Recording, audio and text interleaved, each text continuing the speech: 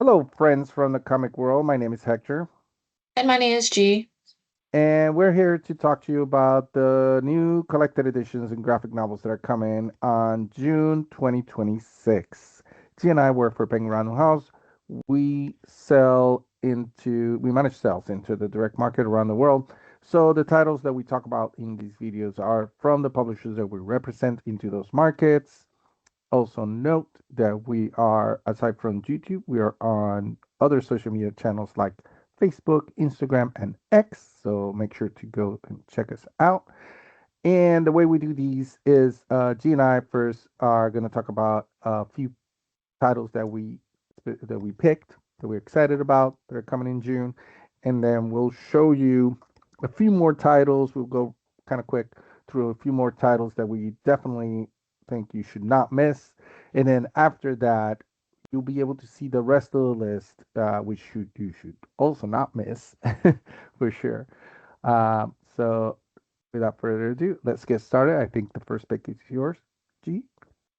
Yes. There it First is. up, we have Haven and the Fallen Giants.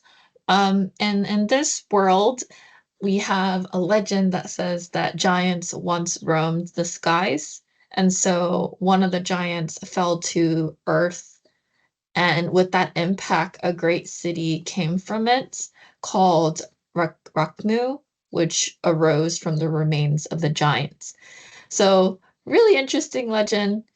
And it's great to live there if you live in the city. But we have this character named Haven who is an outcast living in a desert outside of the city.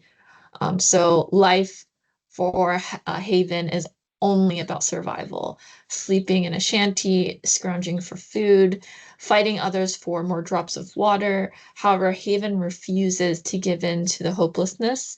She is very resourceful. She is a tinkerer.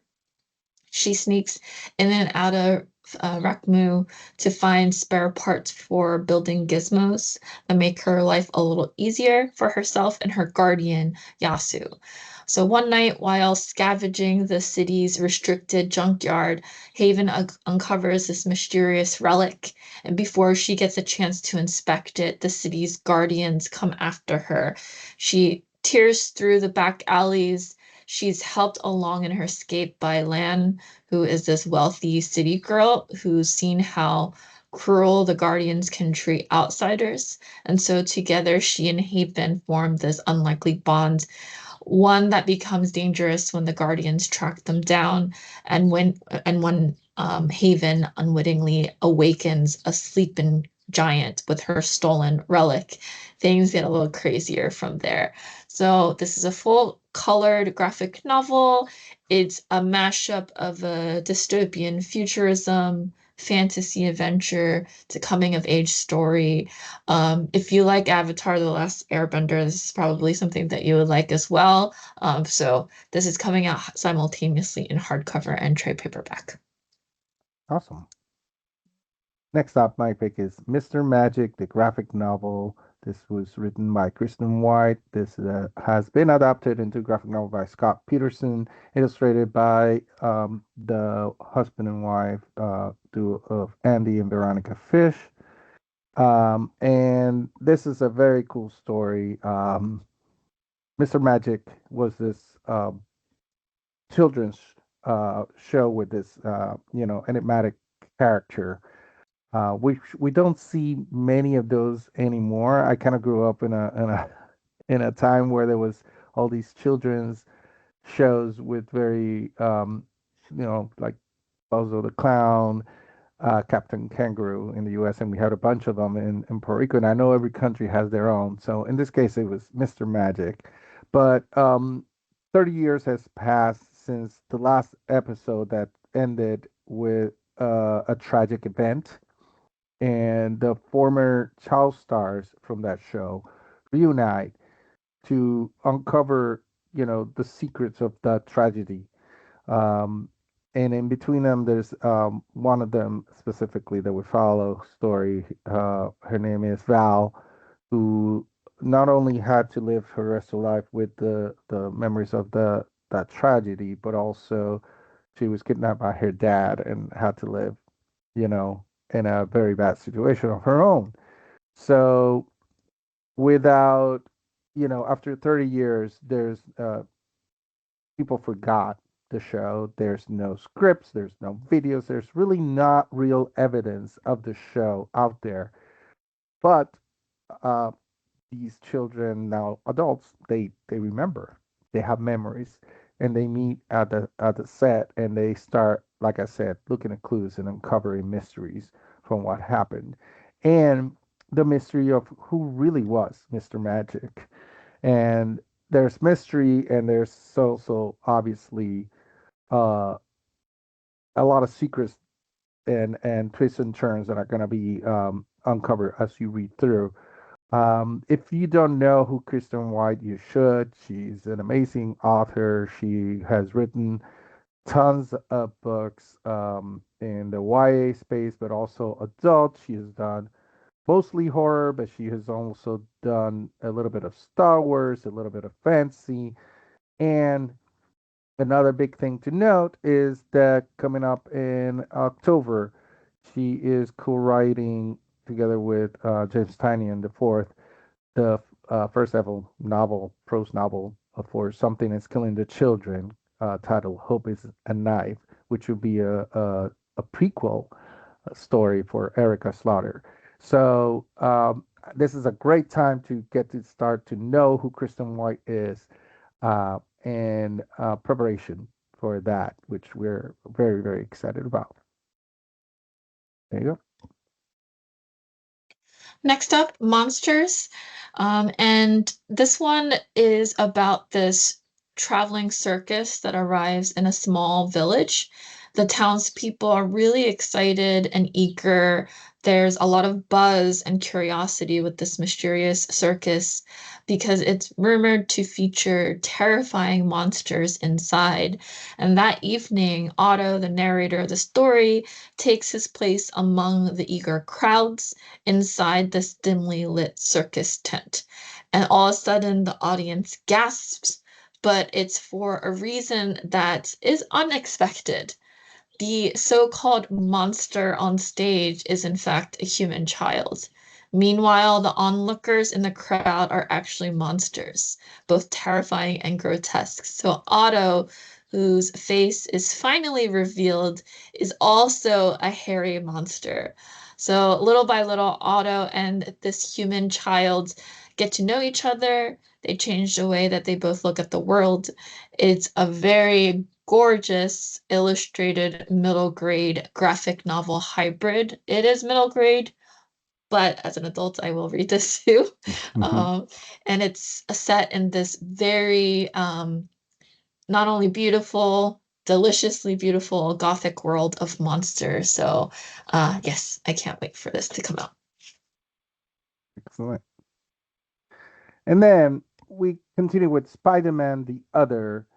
This was written by Peter David, Reginald Hudlin, and J. Michael Straczynski, and then illustrated by Pat Lee, Mike Wieringo, and Mike Deodato Jr. This is a very cool sort of mystery, also in the theme of a little bit of horror story. This collects Amazing Spider-Man's 525 to 528, Friendly Neighborhood Spider-Man 1 through 4, and Marvel Knight Spider-Man 19 to 24. These are from 1999 to 2005.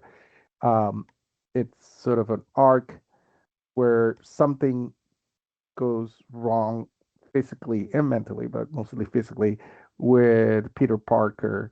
Um, and his world basically, like it says on the tagline there, it's turned upside down, which for a crawler, that's saying something. He starts noticing these changes in his body more than the regular Spider-Man type of powers and things like that. He starts getting paranoid, convinced that people are out to get him. Um, and he does turn to his friends, who very smart friends, Reed Richards, Stephen Strange, and Hank Pym, to help him out. And at some point, decides to hang up the costume and decides to spend more time with Aunt May and MJ, have some quality time with them. But then something happens, and the deadly Moreland has other plans, so he has to come back, but also he has to deal with what's happening to him. And I don't want to give out a lot of spoilers, and I don't want to just say anything spoiling anything, but people should think about why Marvel is reprinting this now with certain movie coming in the summer. That's all I'm gonna say. But it is a very cool story. I got to read it when it was in single issues. It is very. It has tones of horror, but it's really very psychological, and it's one of those stories that make Spider-Man and Peter Parker so great because it's the kind of character that you could put through the ringer and make it believable. Because even though he has a lot of powers, he's as a person, he has a very tough life, and I think writers sometimes tend to make it tougher, and because he knows how to get out of those issues and those problems in the end. So again, very cool story. I think you should all read it if you haven't, and I think you definitely should read it before the movie. Anyways, there you go. Next up is School Bus Graveyard, Volume 1. So this one we have Ashlyn, who's always been a loner, sh but she likes it that way. However, she's forced to make allies really fast when after a high school field trip goes horribly wrong. Her and a few others now see this monstrous phantom invisible to everyone else. Thankfully, it doesn't seem to like hurt them at least until midnight when the skies start to turn red. Ashlyn finds herself uh, she finds herself in this world of murderous ghosts, and to survive, she actually does need to trust her classmates, uncover the secrets of the curse, but can she survive long enough to do so? So this volume collects episodes 1 to 32 of the webtoon. The webtoon itself has over 250 million views. So lots of viewership there and fans.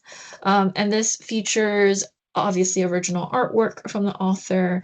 It's definitely a must-have for the fans, and it's a good pickup if you like the horror genre and want to get into it through this particular webtoon.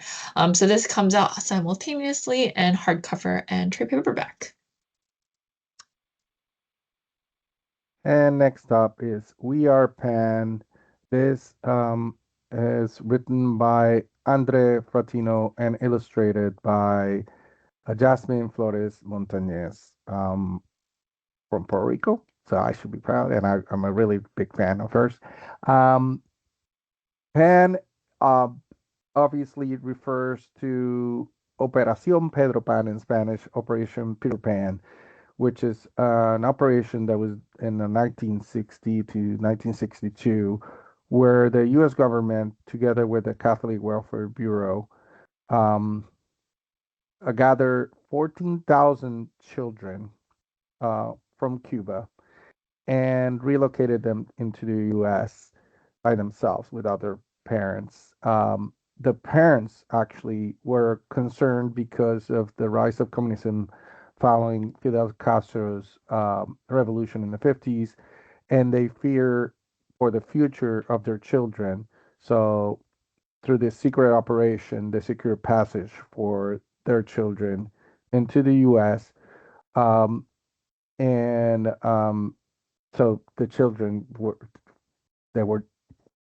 codenamed Peter Pan, but they were known as the Peter Pans. And even now, because a lot of them they were spread throughout the U.S. into foster homes, but most of them, a lot of them, stay in South Florida, where they came for the first time, and it's it's known in part as one of the biggest events that created Miami, and it's the generation that kind of built a lot of Miami. I'm not saying all of it, but it was a big part of that generation.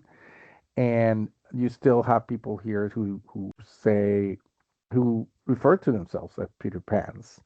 Um, so it's a very interesting story. It's a story I grew up with. In Puerto Rico, there was a lot of kids from Peter Pan too. So even though it happened 10 years before I was born, when I was growing up, it was a story and that was told and inspired history and inspired of not just Puerto Rico but U.S. history basically.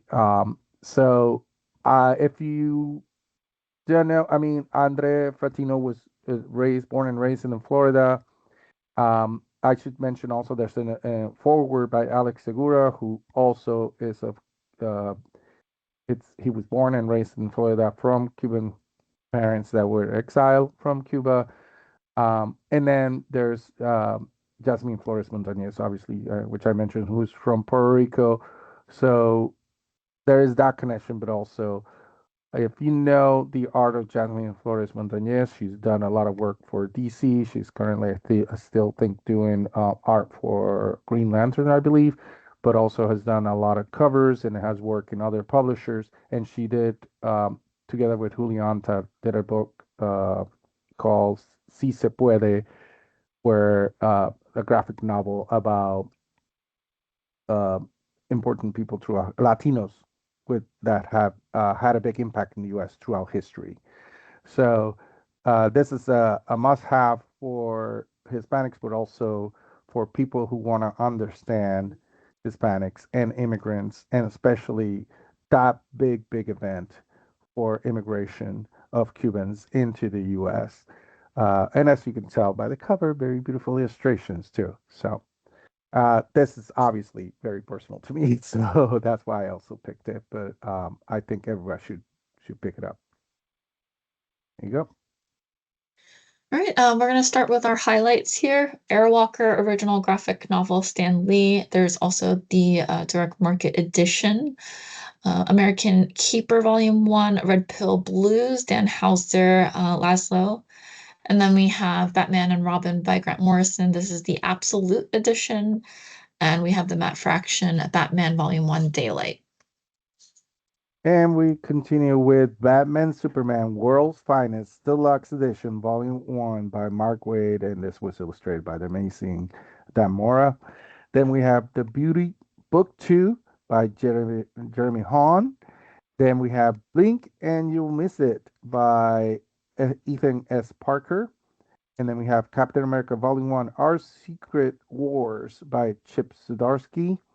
And one of my all-time favorites, I gotta say, DC versus Vampires, the whole DC versus Vampires, but this is DC versus Vampires, World War V, Volume 1. This was written by Matthew Rosenberg.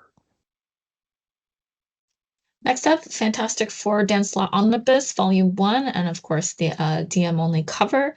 There is From the World of Minor Threats Library Edition, Volume 1, Patton Oswalt, Jordan Bloom, Tim Seeley, Kyle Sharks. And then we have Get Jiro, the complete collection.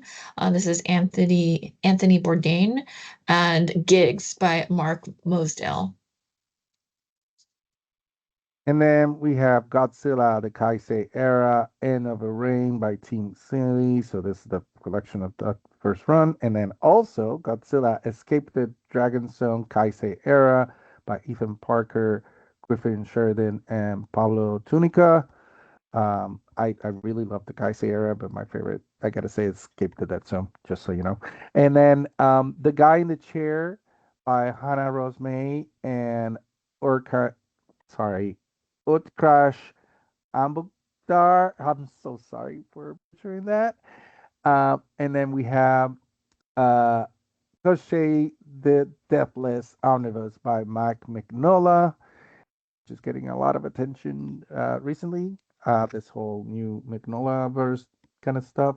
And then Legends Omnibus by John Byrne. Next up, this is Lore Olympus Volume 10, Rachel Smith, of Lumberjanes Book 5, Shannon Waters, Cat Lay, Mighty Morphin Power Rangers, Megazord, and Monsters, so Tunnel. We have the Mobius Library, The Depressed Hunter, of course, by Mobius. Punisher, Red Band, Brain Bleed, Benjamin Percy. And we continue with Space Scouts by Matt Kint and Spider-Man Noir, the Gwen Stacy affair, Eric Larson, getting ready for that Nicolas Cage Amazon Prime show coming soon. And speaking of stuff coming up soon, Spider-Man Brand New Day by Seth Wells is a brand new short story collection in preparation for the movie. And then we have Spider-Man Brand New Day Omnibus Volume 3 by Mark Wade, and we have direct market only covered by Paolo Rivera, and we have a trade dress general market cover by Steve McNiven. And then we had Spider-Man Brand New School Day, Steve Fox. And then IDW has this classic collections. So this is, of course, the Star Trek Next Generation, the Mirror War. We have the Red Book Volume 1 by James Tynion the Fourth and Starship Godzilla. This is the Kaisei era First Wars, Chris Goach. And then we continue with Supergirl, The World by various artists. I just want to quickly say that it follows the same that this did with Batman the World and the Joker the World, and includes stories by authors and artists from different countries, including the US, Spain, Italy, Serbia, Cameroon, Finland, Argentina, Turkey, France, Poland, Mexico, Germany, Colombia, and Japan. And then we continue with the Superior Foes of Spider-Man by Nick Spencer. Then we have Superman Red Son's DC Compact Comics Edition by Mark Miller. And The Swamp Thing by Ram V and Mike Perkins Omnibus, obviously by Ram V. And then I'm really excited for the Tea Dragon Festival. So this is, I mean, previously these books did come out, but we have the Kay O'Neill, all three of them shown here. You might not see it behind me, but I have plushies of the Tea Dragons. You can kind of see the orange and the yellow back there. So obviously I'm a fan. And then, of course, with Marvel Premiere Collection, I really love this story, The Visions by Tom King. You might not see it from here, but I have it back there. Yeah. I have it back there too. So, yes, so that concludes our highlights. Yeah. Yeah. Thank you so much. But don't go anywhere because we're gonna leave the screen, but we're gonna leave you with the rest of the list of what's gonna be published for graphic novels and new releases in collected editions in June 2026. As I mentioned before, we're on social media, on not only YouTube, but also Instagram, X, and Facebook. So make sure to follow us, and we hope you come back and watch more. Thank you so much. Take care. Bye. Bye.